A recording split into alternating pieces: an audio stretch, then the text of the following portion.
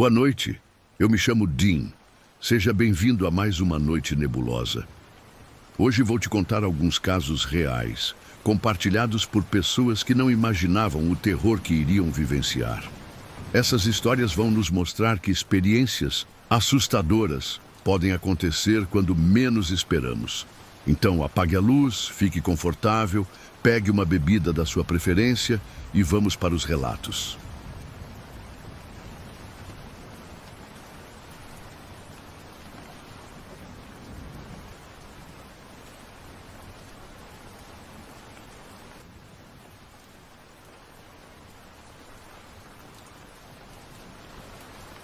Aluguei uma cabana nas montanhas para passar um fim de semana sozinho e escrever.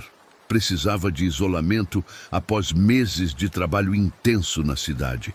A cabana ficava a 20 quilômetros da vila mais próxima, acessível apenas por uma estrada de terra que, com a neve recente, tornava-se ainda mais remota. Na primeira noite, enquanto organizava meus pertences, notei um silêncio diferente. Cresci no interior e conheço bem o silêncio do campo, mas aquele era diferente. Parecia denso, como se algo o preenchesse. Tentei me convencer de que era apenas o cansaço da viagem e o ambiente desconhecido. Preparei um jantar simples e sentei-me para escrever. Por volta das 11 horas da noite, escutei um barulho vindo da varanda, como se alguém tivesse pisado em uma tábua solta. Congelei por um momento, depois racionalizei que poderia ser um animal, talvez um cervo ou um guaxinim buscando abrigo do frio. Mesmo assim, verifiquei se a porta estava trancada. Voltei a escrever, tentando ignorar a sensação crescente de desconforto. Mais tarde, por volta da 1 hora da manhã, ouvi outro som, agora mais distintamente, passos lentos contornando. A cabana não eram passos aleatórios de um animal, mas cadenciados, deliberados, como se alguém estivesse caminhando devagar ao redor da propriedade. Desliguei a luz principal, permanecendo apenas com a pequena luminária da escrivaninha acesa. Através das cortinas finas, tentei ver o lado de fora, mas a escuridão era quase total. A sensação de vulnerabilidade aumentou quando percebi que a cabana estava completamente exposta, com janelas em todos os lados. Os passos pararam. O silêncio retornou, ainda mais denso. Eu me perguntava se deveria fazer alguma coisa. Gritar, acender todas as luzes ou permanecer em silêncio. Optei pelo silêncio, sem conseguir determinar se estava sendo paranoico. Por volta das 3 horas da manhã, fui até a cozinha para pegar um copo d'água. Foi quando notei, através da janela da cozinha, uma silhueta parada entre as árvores. Não se movia, apenas ficava lá, voltada para a cabana, como se observasse. Era definitivamente humana. Me abaixei rapidamente, o coração batendo tão forte que podia senti-lo na garganta.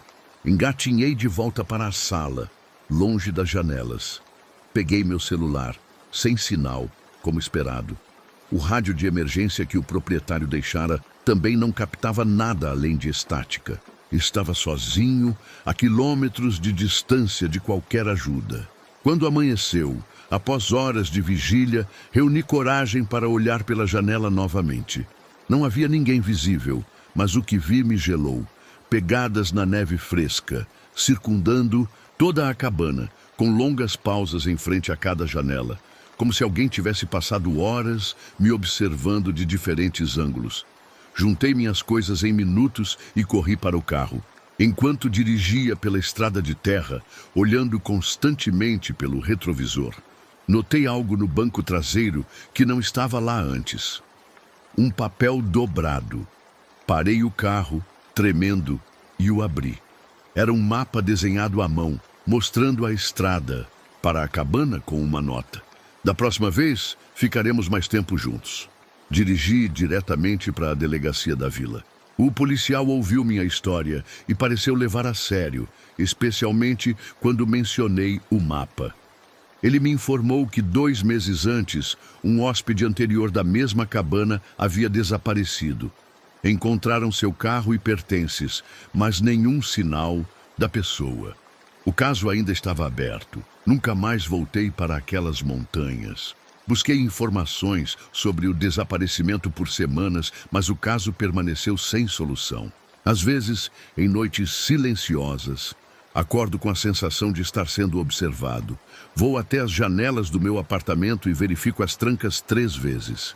Mesmo morando no 10º andar, não consigo evitar a sensação de que aquela pessoa, quem quer que fosse, ainda está por perto, observando, planejando nosso próximo encontro. A polícia nunca encontrou nada conclusivo. As pegadas foram fotografadas, o mapa foi analisado, mas não havia impressões digitais nem pistas sobre quem tinha me observado naquela noite. A pessoa que desapareceu ainda consta como desaparecida. E eu ainda me pergunto se aquele era o plano inicial para mim também. Desaparecer sem deixar rastros, apenas um carro abandonado e pertences intocados.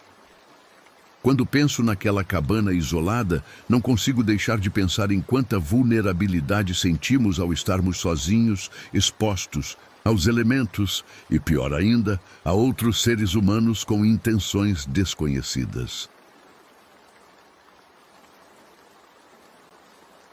Sempre sonhei em ter um refúgio no campo. Então, quando finalmente pude comprar uma pequena cabana no pé de uma montanha, a 800 quilômetros da minha cidade, senti que tinha realizado algo importante. A propriedade era perfeita, uma cabana rústica, mas confortável, um pequeno riacho aos fundos e, o mais importante, sem vizinhos visíveis num raio de pelo menos 2 quilômetros. Durante os primeiros 3 meses, viajava para lá a cada 2 semanas, geralmente sozinho, ocasionalmente com algum amigo. Certo fim de semana, cheguei na sexta-feira à tarde. Ao descarregar o carro, notei algo incomum. A lenha que havia deixado empilhada ao lado da cabana estava reorganizada de forma diferente. Não dei muita importância. Talvez eu mesmo tivesse feito isso na última visita e esquecido. Aquela noite foi tranquila, mas na manhã seguinte, enquanto tomava café na varanda, notei uma trilha na grama alta que levava do bosque até próximo da cabana.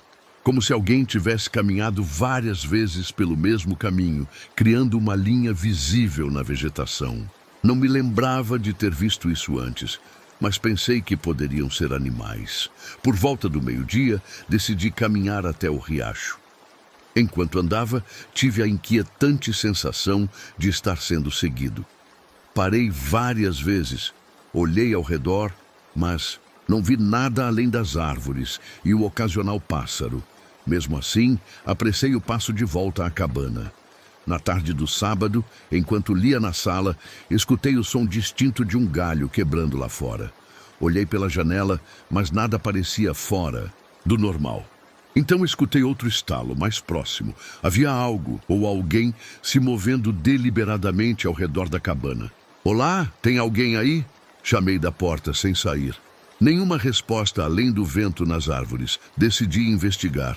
Peguei um bastão de caminhada como precaução e dei uma volta completa ao redor da propriedade. Não encontrei ninguém, mas o que encontrei me deixou em alerta. Pegadas frescas na lama perto do riacho, maiores que as minhas. E não eram apenas pegadas aleatórias, mas um caminho que parecia circundar toda a minha propriedade. Quando voltei para a cabana, notei que a porta que eu tinha certeza de ter deixado fechada estava ligeiramente aberta. O pânico começou a se instalar. Entrei cautelosamente, verificando cada cômodo com o coração acelerado. Nada parecia fora do lugar, mas tinha a inegável sensação de que alguém havia estado ali. Ao verificar a cozinha, descobri que faltava uma faca. Não qualquer faca, mas especificamente a maior do conjunto que mantinha em um bloco de madeira. Tranquei todas as portas e janelas e passei o resto do dia vigilante, olhando constantemente pela janela. À noite, ouvi vozes. Distantes a princípio, depois mais próximas. Não eram vozes normais de conversa, mas sussurros e ocasionalmente risos abafados. Pareciam vir de diferentes direções, como se várias pessoas estivessem posicionadas ao redor da cabana. Sabemos que está aí dentro. Uma voz finalmente disse, clara o suficiente para eu entender. Esta cabana pertence à floresta. Meu sangue gelou. Não era uma alucinação. Havia pessoas lá fora, e elas estavam me encurralando. As horas que se seguiram foram as mais longas da minha vida. Tentei usar o celular, mas não havia sinal. A linha fixa que instalei tinha sido cortada. Descobri isso ao tentar ligar para a polícia. As vozes continuaram, às vezes sussurrando palavras que eu não conseguia entender, outras vezes silenciando completamente, deixando-me na dúvida se ainda estavam lá. Por volta das 3 da manhã, escutei um barulho na janela do quarto. Alguém tentando abri-la. Peguei o bastão e me preparei para o pior. Mas depois de alguns minutos, o som parou. Então, ouvi passos se afastando. Quando o sol começou a nascer, reuni coragem para olhar pela janela. Espalhados pelo quintal, estavam diversos objetos que reconheci como meus. Itens que eu mantinha dentro da cabana, incluindo roupas, livros e até mesmo alimentos da geladeira. No meio deles, fincada no chão, estava a minha faca de cozinha, desaparecida. Não esperei para descobrir o significado daquilo. Peguei apenas as chaves do carro e minha carteira e corri para o veículo. Enquanto dava partida e manobrava apressadamente pela estrada de terra, vi pelo retrovisor 3 figuras emergindo da floresta, apenas observando minha fuga. Reportei o incidente à polícia, que visitou o local dias depois. Encontraram a cabana intacta, sem sinais de invasão, e todos os meus pertences dentro dela, inclusive a faca que eu jurara ter visto no quintal. O policial sugeriu que eu talvez estivesse cansado demais e imaginando coisas devido ao isolamento. Vendi a cabana um mês depois, por menos da metade do que paguei. O novo proprietário me contactou 6 semanas após a compra. Queria saber se eu havia deixado amigos usando a propriedade. Quando disse que não, ele mencionou ter visto pessoas observando a cabana da orla da floresta em várias ocasiões. Não perguntei mais detalhes e bloqueei seu número. Até hoje não sei quem eram aquelas pessoas ou o que queriam. Talvez a cabana estivesse em terras que eles consideravam suas. Talvez fossem apenas locais querendo assustar o forasteiro da cidade. Ou talvez houvesse algo mais sinistro em jogo. O que sei é que nunca mais voltarei a um lugar tão isolado, onde o único som além do seu próprio coração acelerado é o sussurro de pessoas que você não pode ver, mas que certamente podem ver você. Sempre fui uma pessoa da cidade, mas após um diagnóstico de esgotamento profissional, meu médico recomendou um período de descanso completo, longe de qualquer estresse. Foi assim que acabei alugando uma cabana remota por um mês, a cerca de 100 quilômetros da cidade mais próxima, no meio de uma floresta de pinheiros. A cabana era simples, mas confortável. 2 quartos, sala com lareira, cozinha bem equipada e um gerador para emergências, além de uma conexão de internet via satélite que funcionava razoavelmente bem. Os primeiros dias foram exatamente o que eu precisava. Longas caminhadas pela manhã, leitura à tarde e noites tranquilas, observando o céu estrelado da varanda. Na primeira semana, notei pequenas mudanças na cabana quando retornava de minhas encaminhadas. Um livro que tinha certeza de ter deixado na mesa de centro estava na estante. Uma caneca que deixei na pia aparecia lavada e guardada. Inicialmente pensei que eram apenas lapsos de memória, possivelmente efeitos colaterais do estresse ou da medicação. Na noite do 10º dia, acordei sobressaltado com a sensação de que havia alguém no quarto. Abri os olhos, mas não vi ninguém. Mesmo assim, não consegui voltar a dormir. dominado pela perturbadora sensação de estar sendo observado. Na manhã seguinte, encontrei a porta dos fundos destrancada, embora tivesse certeza absoluta de tê-la trancado antes de ir dormir. Comecei a prestar mais atenção. Fiz pequenas marcas invisíveis nas portas e janelas com um lápis para saber se haviam sido abertas. Comecei a tirar fotos dos cômodos antes de sair para minhas caminhadas para comparar quando retornasse. 3 dias depois, tive minha confirmação. As fotos mostravam claramente que objetos haviam sido movidos de lugar durante minha ausência. Uma cadeira virada em ângulo diferente, a cortina da sala ligeiramente mais aberta. Pequenas mudanças, quase imperceptíveis, mas definitivamente reais. Naquela noite, não consegui dormir. Fiquei sentado na sala, com todas as luzes apagadas e esperando. Por volta das 3 da manhã, escutei o som suave de passos na varanda, seguido pelo quase imperceptível ranger da porta dos fundos, que eu propositalmente havia deixado sem o trinco, embora parecesse trancada. Meu coração disparou quando vi a silhueta escura de uma pessoa entrando lentamente na cozinha.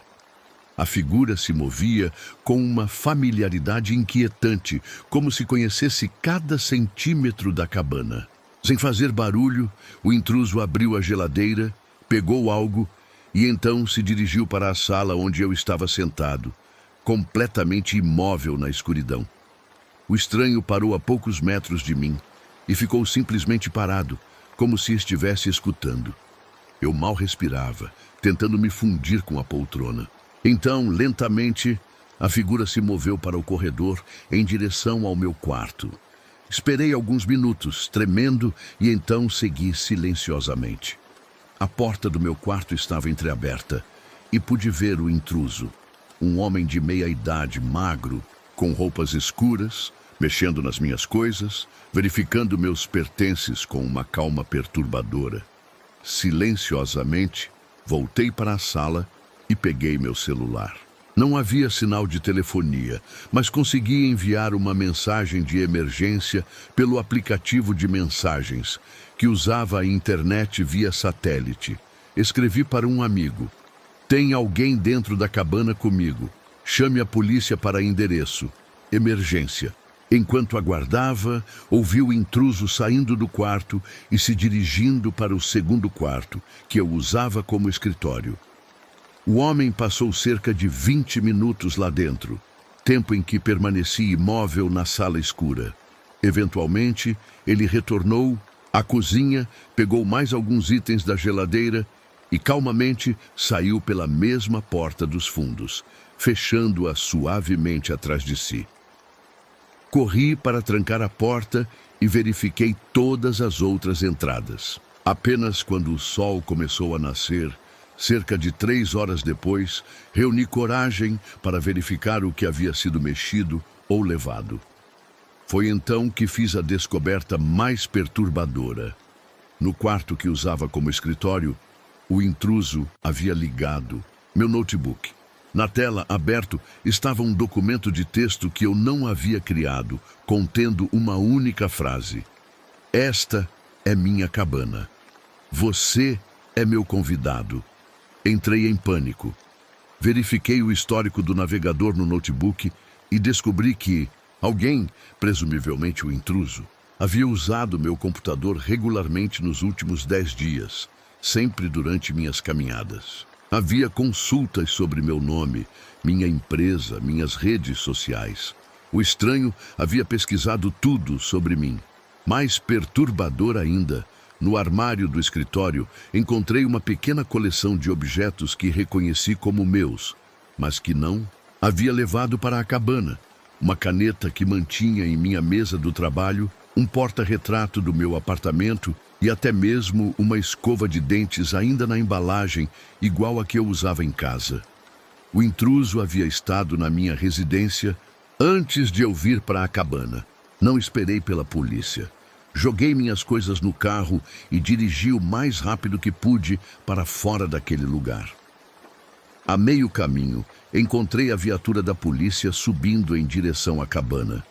Expliquei rapidamente a situação e 2 oficiais seguiram para investigar, enquanto um terceiro me escoltou até a delegacia mais próxima. A polícia encontrou evidências de que alguém realmente havia estado usando a cabana regularmente. No porão, descobriram um pequeno acolchoado e itens pessoais, sugerindo que alguém vivia ali há algum tempo. Mais preocupante, encontraram um caderno com anotações detalhadas sobre minha rotina diária, incluindo horários precisos das minhas caminhadas e até mesmo notas sobre meus hábitos de sono. A investigação revelou que a cabana pertencera anteriormente a um homem que havia falecido 2 anos antes. O filho dele, com histórico de problemas mentais, havia desaparecido na mesma época. As autoridades suspeitavam que ele nunca havia realmente saído da propriedade, vivendo escondido nas proximidades e ocasionalmente usando a cabana quando estava vazia, entrando por alguma passagem que só ele conhecia. Nunca encontraram o homem, apesar das buscas extensivas na região. O mais perturbador veio 3 meses depois, quando recebi uma carta sem remetente em meu apartamento na cidade. Dentro, um pequeno pedaço de papel com a mesma caligrafia do documento em meu notebook. Sinto sua falta, convidado. A cabana está esperando você voltar. Mudei-me para outro estado no mês seguinte. Instalei um sistema de segurança completo em minha nova casa e ainda verifico regularmente se há sinais de invasão. A polícia acredita que o homem não representa uma ameaça real, que é apenas alguém confuso e possivelmente solitário. Mas a sensação de violação, de saber que alguém entrou na minha vida de forma tão meticulosa e silenciosa, permanece comigo todos os dias.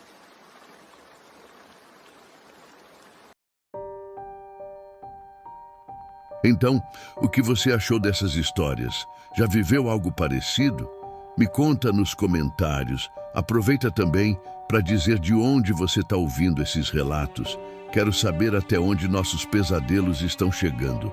Se curtiu essa noite cheia de terror e mistérios, se inscreve no canal, deixa o like e ativa o sininho. Assim, você não perde nenhum especial, série exclusiva ou os vídeos diários aqui do canal. Deixe também sua sugestão para os próximos vídeos e até os próximos relatos.